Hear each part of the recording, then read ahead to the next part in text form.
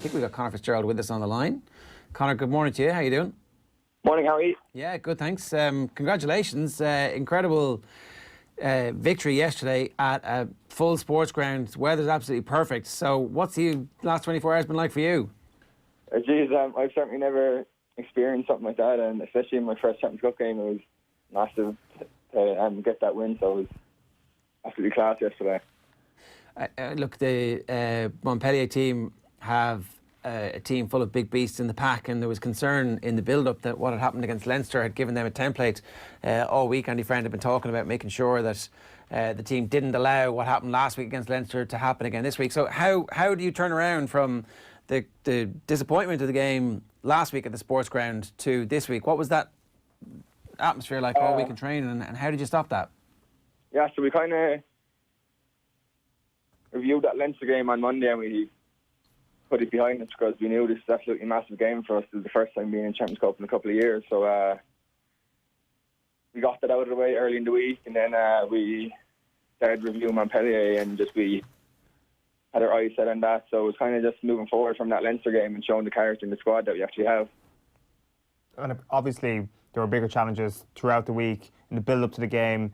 Players dropping like flies, it almost seemed, from the outside.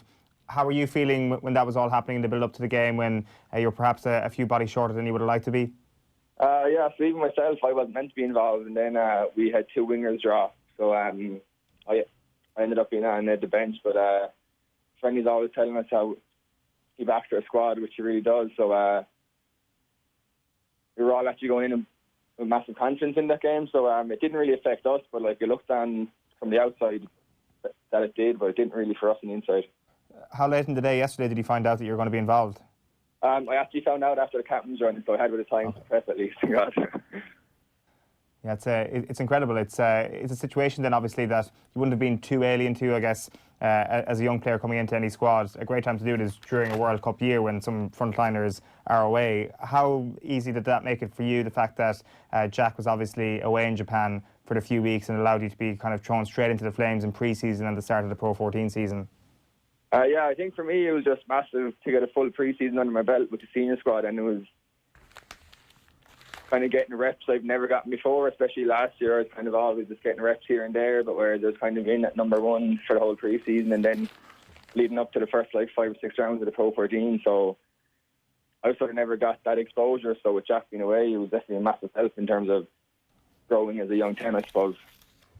How encouraging is Andy Friend to an out-half or to any back really when it comes to, say, trying stuff on the pitch, to allowing rugby to develop off the cuff? I think for one of those big passes you gave out wide on the left in the game yesterday, in the commentary they were like, it's great when it comes off, almost suggesting that there's great moments to kind of try it and great moments to kind of rein it in. But it sounds like Andy Friend is always trying to encourage you to try that when it's on.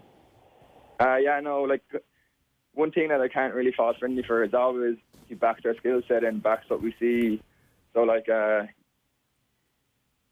10, if I see an inch of space, I just have to trust my instinct and take it, I suppose, because he always backs me to actually do that. So it's good. Is there any 10s that you look at around the world, or when you're growing up, that you wanted to model yourself on, or kind of do you have an opinion on how a 10 should play or how that role is evolving? Well, I suppose if I could play like Bowden Barrett, I don't think that would be a bad thing. So he has an unbelievable running game and a kicking game, so he's a very good player, yeah. For people who don't know Conor, it's obviously been an interesting sporting background that you have come from Arts Galway. You played Limerick minor hurling at one point, and then you come through, I think, at Munster. Did you actually get onto the bench in a couple of games at Munster? I can remember Erasmus actually talking about you back in his tenure as Munster head coach.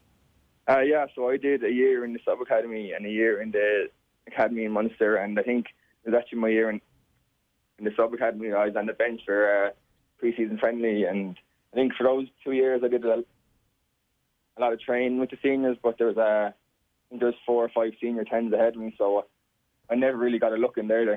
So it was kind of tough 2 years for me down there. And so how do you get out of there? What's that process? How do you end up where you are today? What happened? It actually happened after my first year academy. I actually got let go, and then it was only the link I had with Matthew Lawler, so I had Massey back in Arts Galway, and he's our academy skills coach up in Connacht, so only kind of the link there that he said there might be an opportunity for me up here.